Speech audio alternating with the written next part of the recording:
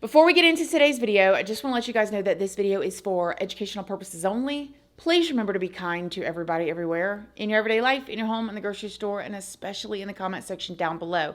Please do not show hate to anybody, anywhere.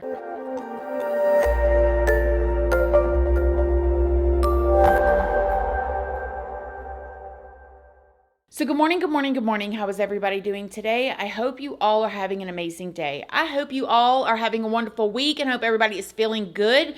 So in today's video, this is a video that I found myself researching just about everything I could find surrounding this situation.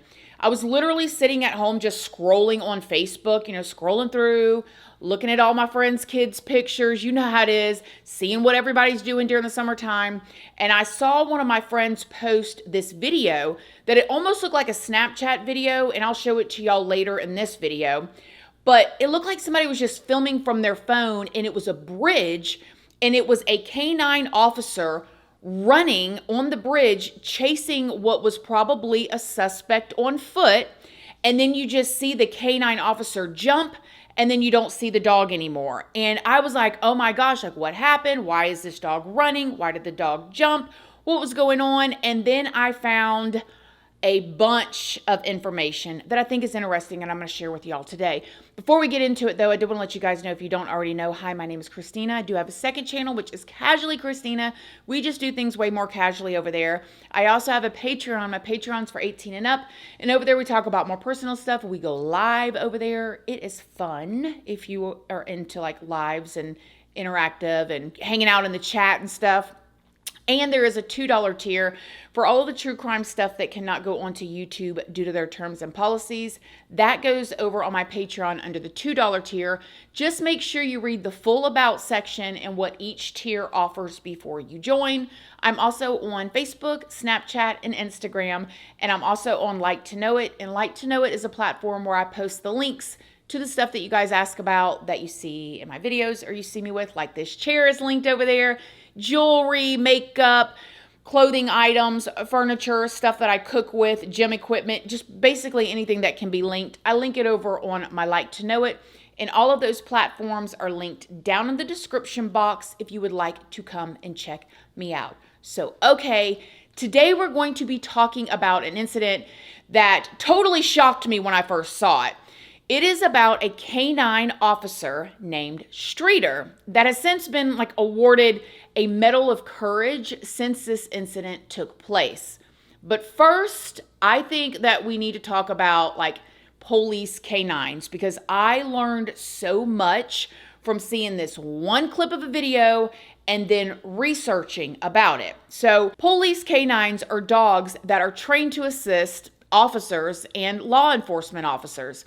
This can include searching for items such as substances, locating missing people, or people that have fled from the cops' custody, basically on foot, and they also serve as protecting officers and finding other evidence. The breeds that are most commonly used by law enforcement are German Shepherds, Belgian Malinois, and they look a lot like German Shepherds, but they're all just so cute. I mean, hello, they're all so cute. Bloodhounds, Dutch Shepherds, and of course, Labrador Retrievers. I mean, everybody's favorite dog. Canines are used on federal and local level, and they're even used in the military. Canines are typically assigned to their handlers, and they will train together with them. Like the handlers will train alongside the K9, and they have to remember a bunch of different verbal commands and hand gestures. So it's not all audible, it's also hand gestures as well, which I find so fascinating. Initial training for a K9 typically takes between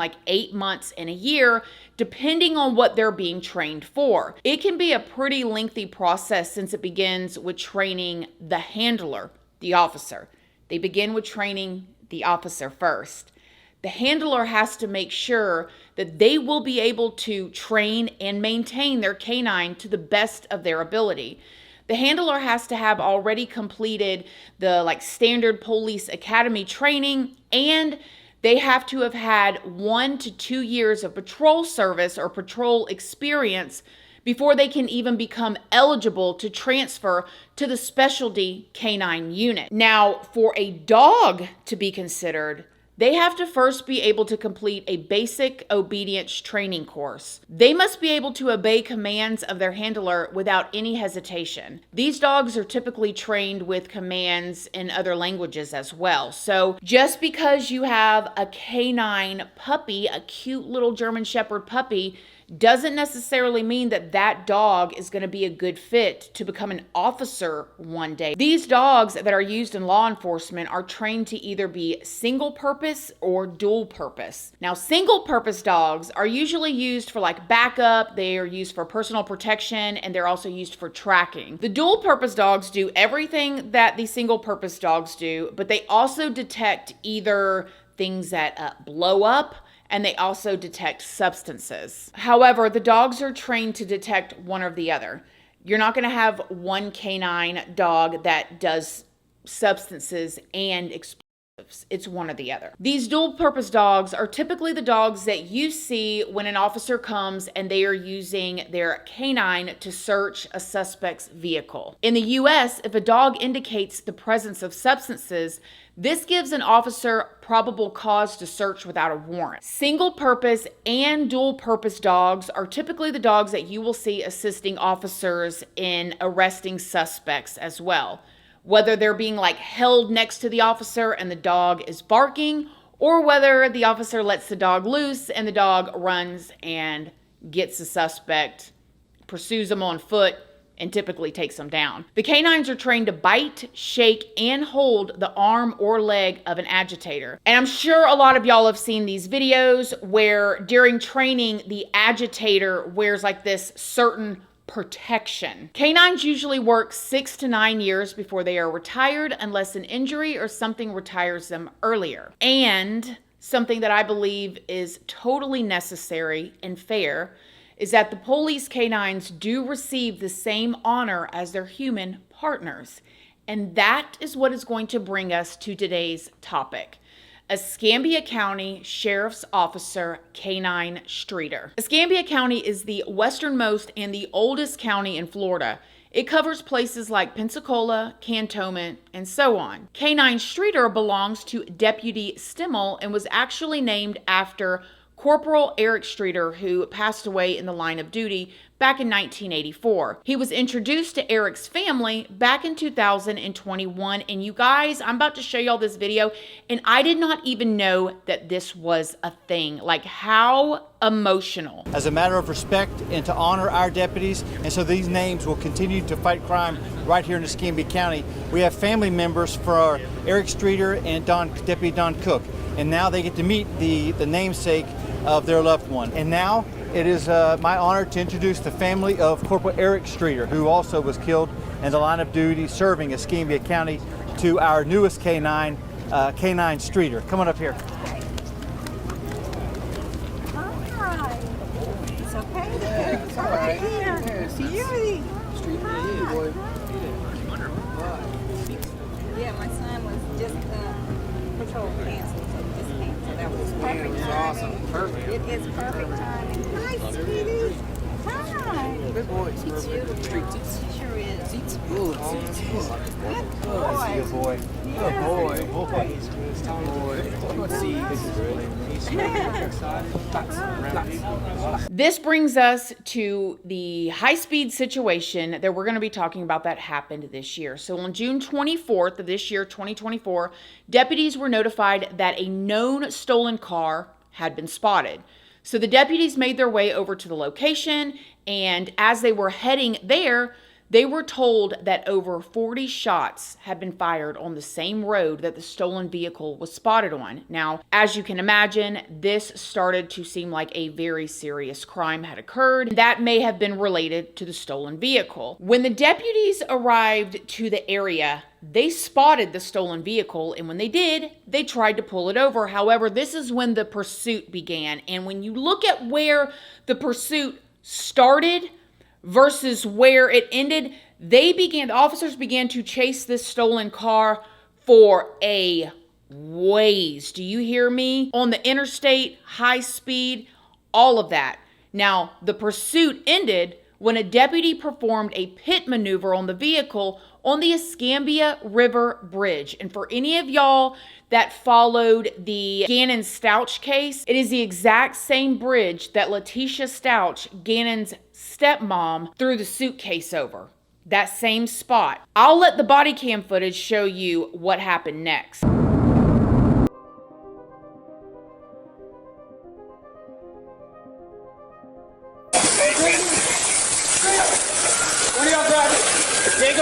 Hey baby, come here, Streeter. Streeter, come here. Hey Bobby, hey baby. Hey baby, come here, baby. You're okay, buddy. Hey, you don't have to take it. You take him. We're going forward. Now, as you can see, after the pit maneuver, the three suspects jumped out of the car, and you could see two of them jump off the bridge, and you see another one basically start running. Then you see K9 Streeter went after them.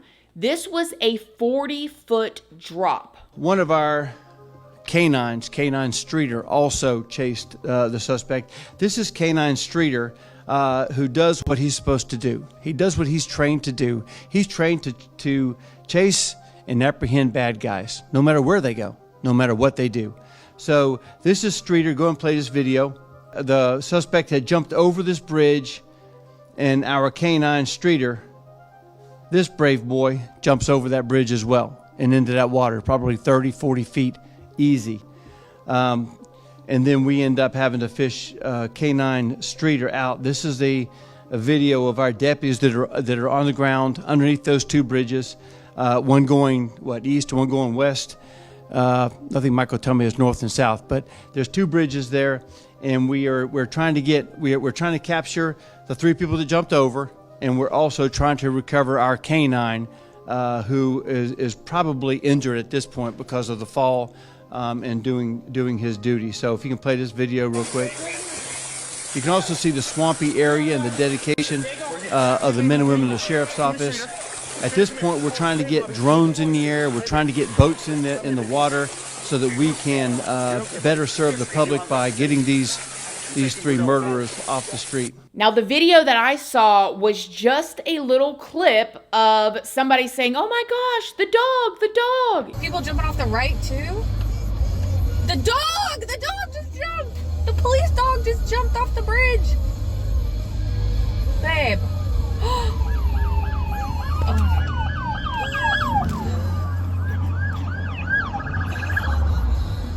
What is going on?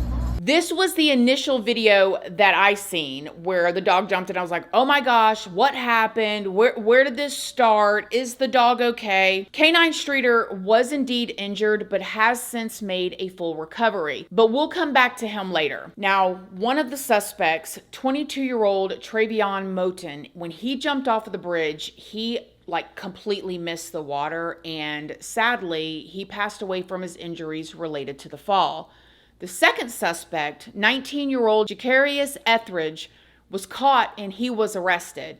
He was charged with first-degree premeditated murder and also felony murder for the death of Travion. And he was also charged with crimes related to those 40 shots that we talked about earlier, as well as fleeing from law enforcement. And he also faces 2 life sentences if he ends up getting convicted. Now, the third suspect initially got away. As a matter of fact, as I was still invested in this whole situation, trying to find out if the dog was okay, and then afterwards, this was going on in real time. Afterwards, when I found out what the 3 guys were accused of doing, firing those rounds in the air, was somebody hurt? Were they okay? What happened? The following morning, there was all these officers out in that same area looking in the water for this third suspect, believing that he had jumped over as well and was in the water somewhere, alive or not. However, initially, he got away. Now, as for those 40 shots that reportedly went off before the chase even started, it is being considered a drive-by. A 70-year-old woman named Myra Hayes was struck in the neck, and she was transported to the hospital in critical condition, where she unfortunately later passed away. She was the only one injured, and it is said that allegedly she was just sitting on her porch. So a 70-year-old woman is just sitting on her porch, and this happened. Absolutely devastating. According to the sheriff, he believes that this whole incident was retaliation for another incident that occurred back in June 20th that ended the life of a 22-year-old named Terrell Owens. The shooting, as we understand it, is likely linked to a homicide that took place in the city limits, and this is a retaliation for that.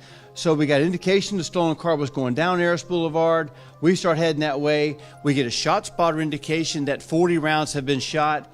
Then we get the indication that this car is leaving the area. Now, as I mentioned earlier, K9 Streeter was injured, and he was transported to a local emergency animal hospital. And this is K9 Streeter was injured during his jump, his leap.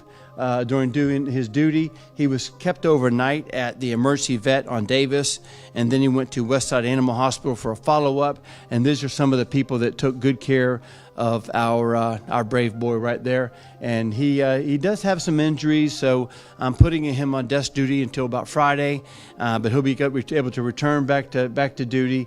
And he's a bit of a hero because he did what all the men and women at the sheriff's office do.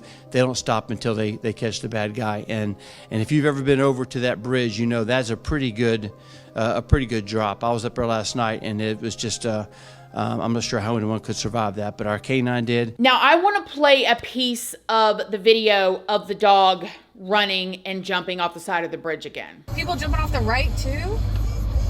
The dog just jumped. The police dog just jumped off the bridge. Babe.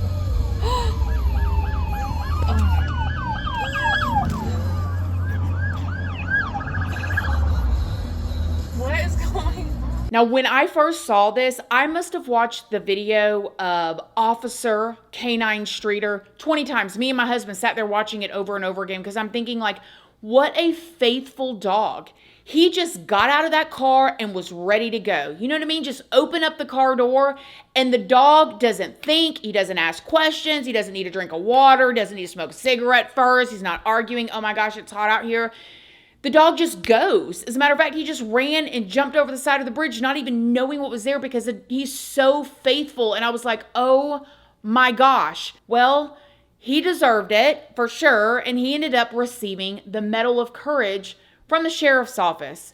A presentation was held in honor for Streeter, and this is such a beautiful thing, such a silver lining in something terrible that happened.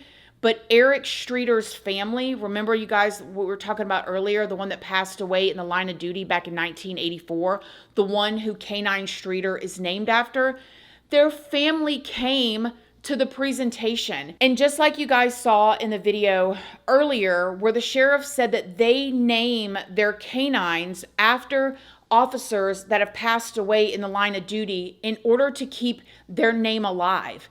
And you guys, I did not know any of this before I was sitting there scrolling on Facebook and seeing the dog run and jump over the side, and me frantically researching to try to find out if the dog was okay, and then finding out everything else with the 70-year-old woman and the family of Eric Streeter. And it's just so many amazing things in a terrible situation.